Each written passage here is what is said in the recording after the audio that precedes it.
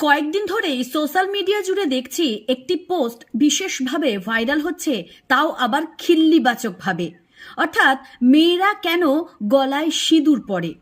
সনাতনী মেয়েরা অনেকেই দেখবেন সিঁদুর দেওয়ার সময় গলাতে সিঁদুর পরে, এবং এটা নিয়ে কিছু সংখ্যক নেটিজেন এতটাই হাসির খোরাক বানিয়ে তুলেছেন যেন মনে হচ্ছে তারা সেই রীতিনীতিটা জানে না বলেই এই রীতিনীতিটা হাস্যরসাত্মক এবং হাস্যকৌতুক।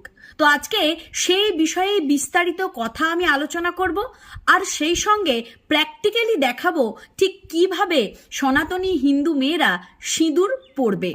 তো আসুন আজকের ভিডিওটা আমার সঙ্গে শুরু করুন।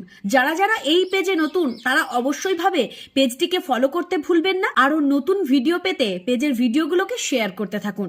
প্রথমেই সিঁদুর পরার যে নিয়ম, সেখানে যে জিনিসটা মেয়েদেরকে প্রথমেই করতে হবে সেটা হচ্ছে নিজের এই খোলা চুল বেঁধে নিতে হবে। তো